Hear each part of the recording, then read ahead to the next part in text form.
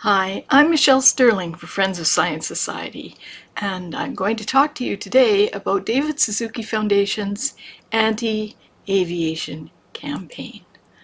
Hi, it's a bit of a warm day here in Alberta today, and the Suzuki Foundation is asking about what are they going to do, how long will it take, how hotter must it get, how much hotter before they act, and who is they, you might ask? Well, in this, they're running a petition, trying to get people to sign this petition demanding that the government do something about aviation emissions, acting as if aviation emissions are the biggest thing in Canada, the biggest thing in the world, and the worst problem we'll ever have.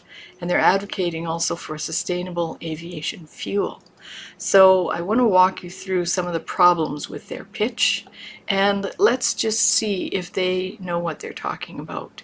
And let's also see what are the implications of these plans for you and your aviation future.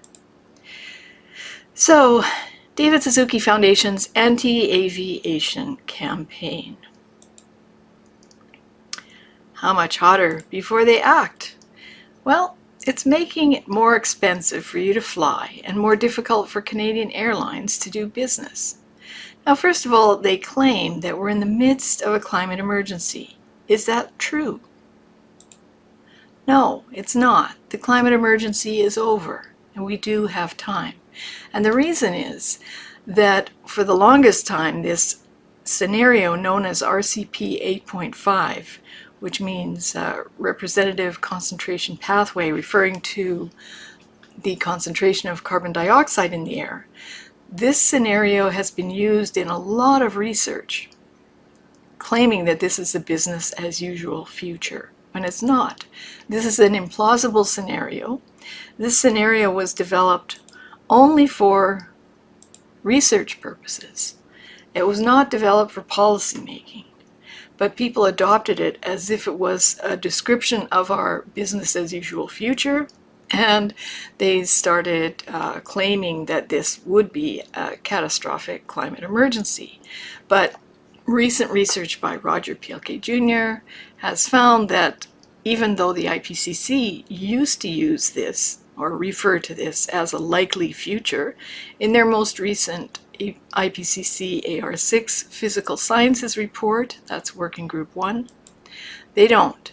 The great news is the extreme scenario that the IPCC saw as most likely in 2013 is now judged low likelihood.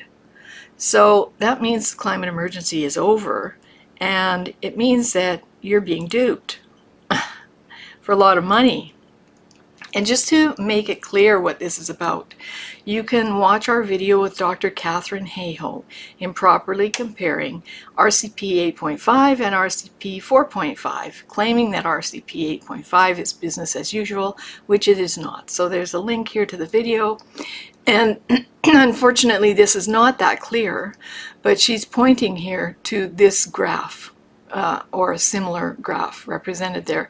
And this is the RCP 8.5. Look at all those emissions from burning fossil fuels. Wow.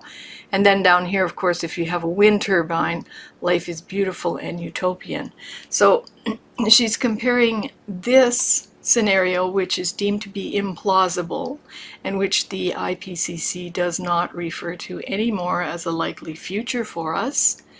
And she's comparing it with this 4.5 scenario, which is really not scary at all. It's not a climate emergency. So we're done there. But why, you might ask, why did this RCP 8.5 scenario proliferate if it's implausible? Well, according to research by Roger Pielke Jr., he found that green billionaires with vested interests in renewables and carbon markets put together a plan with a bunch of ENGOs, and it proliferated through the scientific literature. Now, it's interesting, if you follow Roger Pielke Jr. on Twitter, you'll see that, you know, every few days or every week he'll say, oh, here's another Google Scholar search that pops up with the research using RCP 8.5, and so it just keeps coming. And even though it's implausible, even though it's not our future, and even though if you use it in research, you're going to skew all of your results. So the next thing we have is that the David Suzuki Foundation claims that if Canada is going to meet its climate targets and avoid more heat domes, flooding, and other tragedies, our airlines must get serious about reducing their carbon pollution. Wow, so he's blaming heat domes, flooding, and tragedy on aviation in Canada. Well, first of all, bad weather, it's a thing. And Judith Curry, who's actually an atmospheric scientist, unlike Dr. Suzuki and his pals, thinking that catastrophes like major hurricane landfalls, massive forest fires, etc., will be cured by eliminating fossil fuel emissions is laughable. Well, it's not really funny.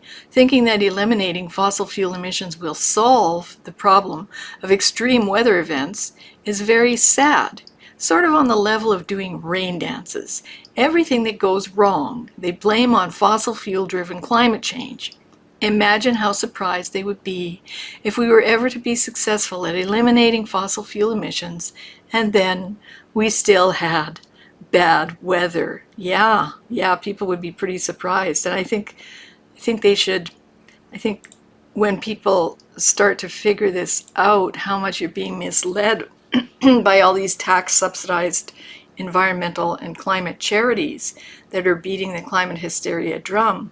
I think once you realize that they're actually misleading you and lying about these things, that you should ask for your money back if you've donated to them, or if you feel that the Canada Revenue Agency is letting them get an unfair benefit, financial benefit, from the misinformation they're giving to the public. I think that you should maybe ask the CRA to make an order to give that money back to the tax pool in Canada. Most Canadians are unaware of how big the charitable sector is. And a large part of the charitable sector is, of course, the environmental groups, the ENGOs, environmental non-governmental groups. So this is the growth pattern of charities in Canada and their revenues. And we can see the current gross revenues of all organizations is about $280 billion. This revenue is nearly equal to the BC provincial GDP of $282 billion. Charities rather than foundations report the largest revenues, and the current charity revenues are over $257 billion. Over the period of record, charity revenue has grown at 7% per year. And over the period of record, there has been a total revenue of $3.8 trillion. So, can we actually afford to be this charitable? Because currently, charity revenues are about 13% of Canadian GDP. And over the period of record, GDP has grown at about 4% per year, while charity revenue has grown at 7% per year. So that's something to think about, isn't it? And these are the people who are advocating for policies that will cost taxpayers much more money, either through subsidies or through regulations that are imposed upon industries and individuals. So let's see what we have here. So obviously aviation is not going to stop climate change, and is not causing climate change. And here's Dr. Suzuki's face. He's not supposed to be associated with the organization anymore, but says you can help.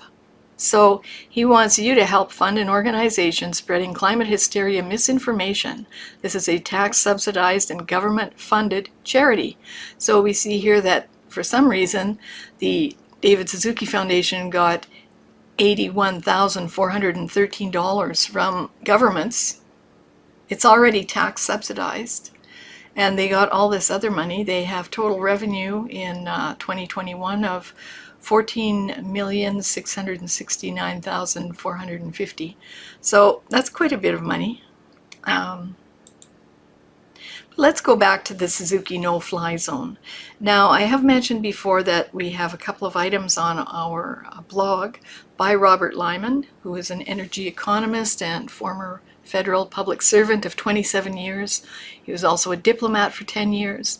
So he wrote this back in 2019, and this just in the spring of 2020, talking about how the aviation industry was being forced into various carbon trading policies, and that this would make life difficult for them, make it much more expensive for them.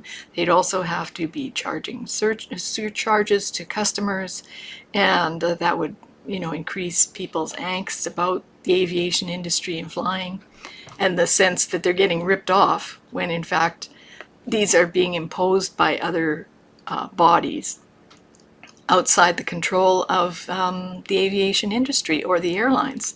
So that's important to keep in mind, because we're going to hear more about that as we go through the presentation. Like here, let's look and see Canada's aviation and marine transport emissions. Look how big they are. Remember how Suzuki Foundation said they're really, really big, and how much hotter must it get? Well, the National Emissions Inventory published in 2021, the GHG emissions from combined aviation and marine transportation subsectors was 6 million tons in 2019, or 0.8% of Canada's total emissions that year. That's 0.8%. That's nothing. I'll tell you why it's nothing. Because the biggest emitter is China. The biggest emitter is the country of China. Canada doesn't even show up on this graph. And you can see here that international shipping and aviation combined is quite nominal. So obviously, the claims of the Suzuki Foundation are unfunded. And if you want to look at our report, Futile Folly, you'll find in it this section. China emits in 1 month about what Canada emits in 1.5 years. So if Canada was completely wiped off the map, and this includes all of the emissions of Canada, not just aviation and marine, all of them, there would be no difference to the global emissions. No difference. Pretty crazy, hey? Did you know that? Share it with your friends. Tell them about this. So now they're advocating for sustainable aviation fuels. That's what the Suzuki Foundation wants. And so let's look at this report by Robert Lyman, and he summarized the findings of a J.P. Morgan report. So the so-called sustainable aviation fuels, which are not made from oil like petroleum oil, are made from used cooking oil, solid waste, and food waste. Due to the many costs associated with their production, they now cost 2 times regular jet fuel. So that's going to send up the cost of your flight. Some Scandinavian countries are dictating that airlines use increasing amounts of these fuels. And indeed, in several of the Suzuki Foundation's documents, they claim, Denmark is making airlines go, I think it's 30 or 100% sustainable aviation fuel by 2030. Well, so what? Who cares what Denmark does? In 2019, however, less than 200,000 tons of sustainable aviation fuels were produced globally, which is equal to less than 0.1% of commercial airlines' jet fuel consumption. So there just isn't any sustainable aviation fuel out there in any quantity. Even if all the currently announced sustainable aviation fuel projects were completed, volumes would reach just 1% of expected global jet fuel demand in 2030. So it's ridiculous to make any comparison to Denmark, obviously. And it's ridiculous to send a petition to the government demanding that these sustainable aviation fuel standards be set, or that airlines should have to meet them, when there actually simply will not be any sustainable aviation fuel of that quantity available for anyone. Now let's just look at how much aviation fuel is used in Canada versus Denmark. Well, looks like we use 5.1 times the jet fuel of Denmark. So Denmark is actually a postage stamp country. So it's quite easy for them to demand that their airlines use a non-existent sustainable aviation fuel, because they might actually be able to make enough of it in their country within the next 8 years. But it's very unlikely that we would be able to. And look at this. Canada is 232 times as big as Denmark. So it's actually not a bad ratio, the 5.1 times the aviation fuel, considering how much bigger Canada is than Denmark, right? But for some reason, climate activists like the Suzuki Foundation and many others, we find this constantly popping up. Chris Turner loves Denmark, everything about Denmark, eco-Denmark. There's so many climate activists who think Denmark is somehow the end-all and be-all of everything. But actually, when you look into the story a bit closer, most of their idol worship of Denmark is not warranted. And one of the reasons is that it's just such a tiny country. So I think places that are quite tiny, it's not that difficult to implement some of these policies, like biking everywhere. Excuse me. So here's Catherine McKenna recently on Twitter. We traveled everywhere in Copenhagen and beyond to the Louisiana Museum by bike and train, not one car, including with luggage expertly tied down with an old tire tube. Ha ha ha. It was amazing how effortless it was to travel many, many kilometers a day. Everyone does it. Yay, yeah, okay, sure. Because no location in Denmark is further from the coast than 52 kilometers or 32 miles. And this unpronounceable name of a mountain is the highest natural point in Denmark, and it's 170.86 meters above sea level, or 561 feet. So climate activists adore Denmark, but it really is a lovely place, but it's a tiny country, and we should not be setting climate policy for Canada based on what happens in Denmark. Now, it's important to understand that in terms of aviation and spacecraft exports, Canada has a very substantial aviation industry here, an aerospace industry here. This is from Wikipedia.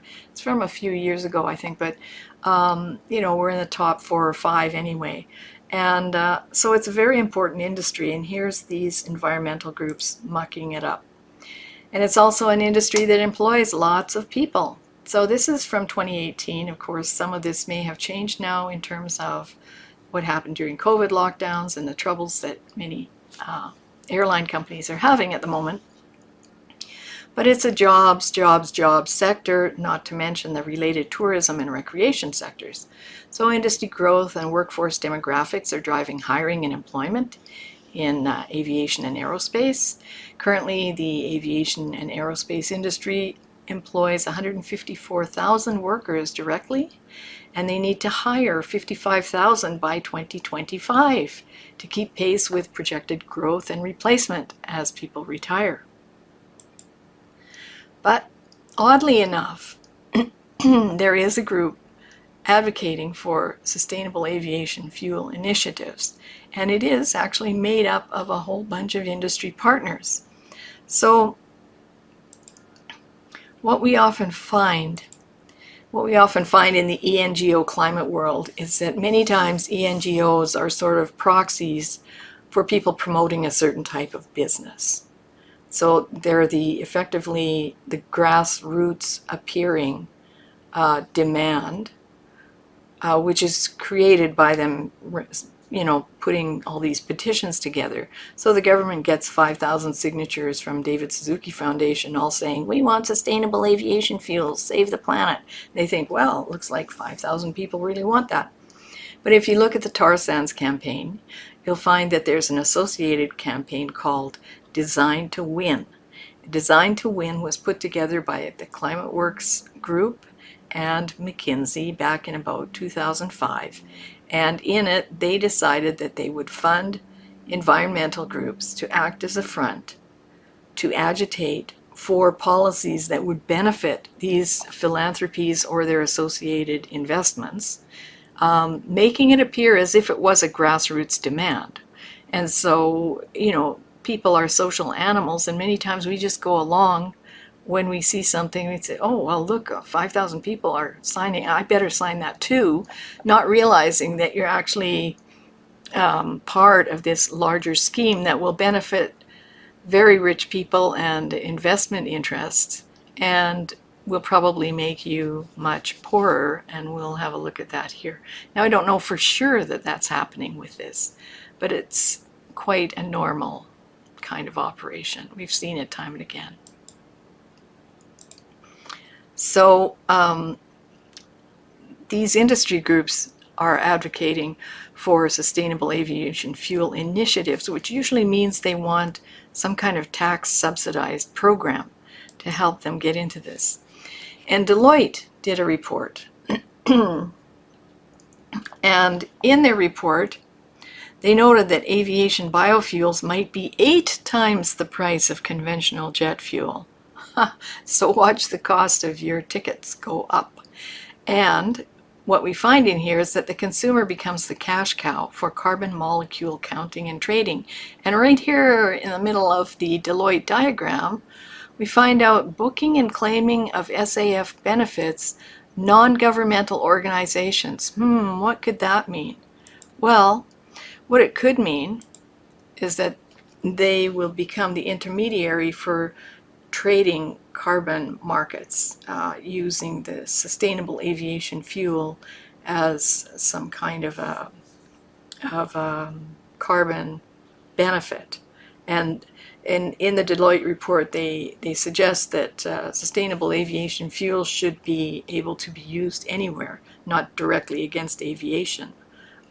So this sounds a lot to me like the World Economic Forum's version of the tree planting thing, where they've got the 1 trillion trees initiatives, and they want you to buy a green, ordinary, real Christmas tree, telling you that it'll be a greener Christmas, but what they're really doing is promoting their carbon sink project with their tree planting project.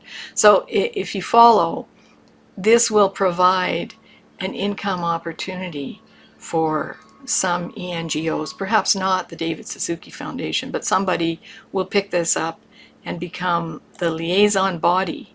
You can see this right here. They will do the booking and claiming of sustainable aviation fuel benefits, and you will be the cash cow. And you may wonder why all these people, why would these industries do this? Why would the industries cave to these ridiculous notions and agree that, okay, sure, we'll use sustainable aviation fuel even though it doesn't exist? Well, this fellow told people that if they don't play ball on climate, then they'll go bankrupt. So he seems nice, doesn't he? Quite an influential fellow. But anyway, that's why all these corporations are falling in line. And in Canada, ta-da! A company called Enerchem has been selected as the winner of the Sky's the Limit challenge. So they got a $5 million prize, which challenged Canadians to develop an affordable, cleaner aviation fuel. And so they're going to use advanced biochemical processes to transform municipal waste. Now, I just want to say here, maybe I sound like a naysayer. No, I think it's a good idea to try and, develop something that makes use, say, of municipal waste. Great idea. Why not? But why the urgency? And if there's a market there, that market should be able to survive by itself. It shouldn't need lots of big government handouts, shouldn't need a prize, and we shouldn't be under pressure to do it. Because if there's a good idea in the market, normally investors pick it up and run with it anyway. So in the green world, in the climate world, there's a lot of this contrived urgency, which means, oh, well, if we have to do it by 2030, then we need $5 billion to start our project. Or in this case, we need a prize-winning organization that will come up with an immediate solution. So they talk here about aviation biofuels are just like regular jet fuel, but they're made from biomass like waste oil, oil crops, wood fiber, or algae. This means they emit less pollution during production than traditional aviation fuel made from fossil fuel sources. Right now, there is a limited supply of aviation biofuels, and they're expensive. And here they say up to 5 times the cost of traditional jet fuels. We want to change that. Well, let's hope that they do. But we don't need to throw money at it. So, you see, since the climate emergency is over, we do have time. So we don't need this big push or this big rush to do any of these things. And markets should be able to operate on a normal basis where investors invest based on what they see as a reasonable investment and without the contrivances.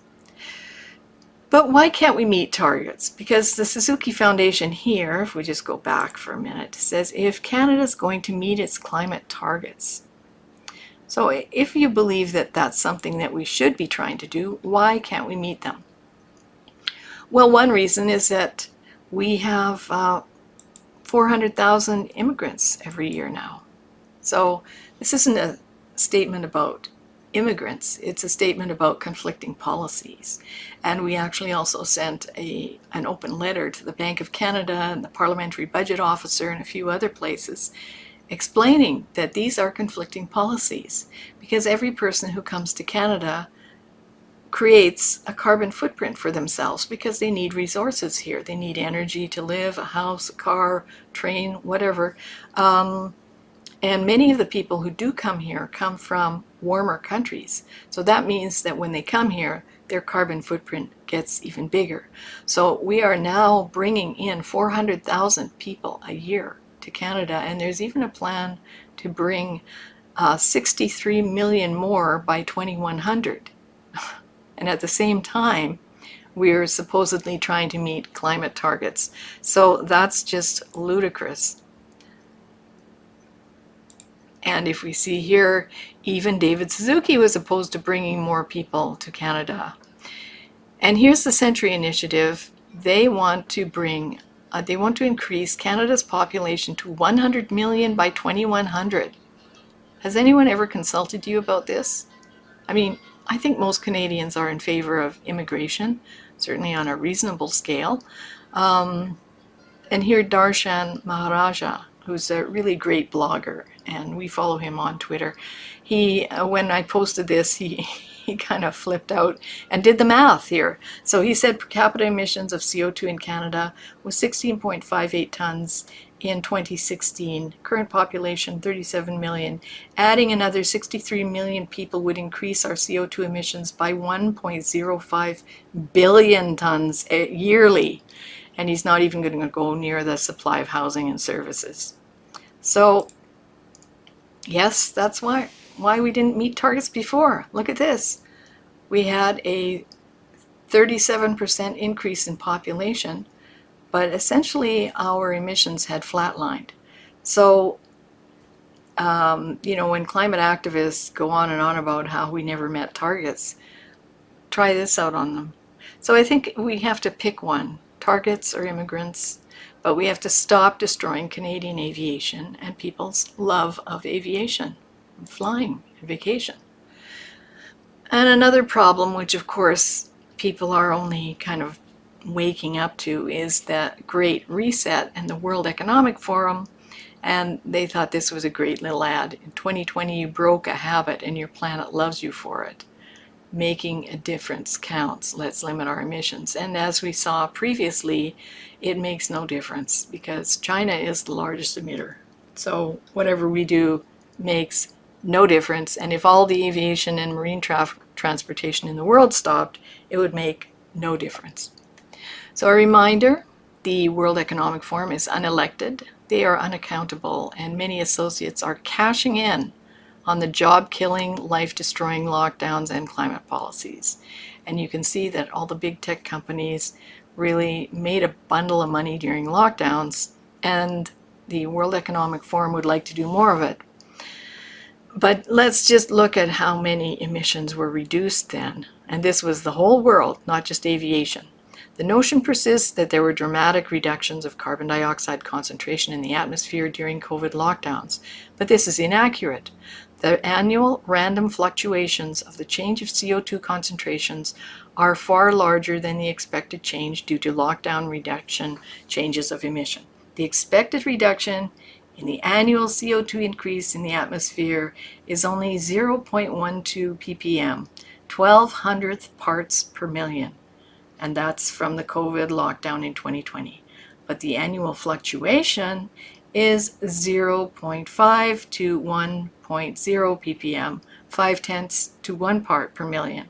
Therefore, the CO2 change in the atmosphere due to the COVID lockdowns is far smaller than the random fluctuations. So, once again, Mother Nature rules. Lots of people were under the impression that, wow, lockdown really changed the world. And if you recall, the World Economic Forum put out that really distasteful little tweet saying lockdowns are improving cities, where they showed a dystopian empty city with a single individual skateboarding through this deserted, gutted, empty, broken place. They thought that was nice. They thought that was good. So those are the kind of people that we're dealing with at the World Economic Forum, and they're really into clamping down on aviation. So I hope that you might have a look at our reports here. We've got one called Unfriend ENGOs, and I think that's something that's very important that we have to do right now. That one, we should put all urgency on that, because they're obviously skewing policies. They appear to be acting for pecuniary interests, and they don't seem to have a grasp of things like engineering and how things work. And then we've got these other 4 reports, which I call the 4 green reports. They were done by Robert Lyman. This was done before the Alberta inquiry. And he just looked at the influence of these environmental groups. Almost all of them are tax-subsidized. Many of them get very substantial amounts of money from governments for consulting fees, for possibly carbon credit trading. We're not too sure on that. And they're really just making you poor. So have a look at our reports. Money Matters, Dark Green Money, Big Green Money, and the Green Titanic. The Green Titanic shows that they are going to sink the Canadian economy. So I hope that you'll have a look at our reports here, and I hope that you'll consider the influence that these environmental and climate activist groups have on policy in Canada. They're acting in a way that's outside the elected forum. And although I think it's probably legal what they do, I think their influence far outweighs what you as an individual can do to assert your rights and your desires. And the real problem is that these guys are tax subsidized, so you're actually funding them to do these kind of activities, even if you don't agree with it, even if you don't want to.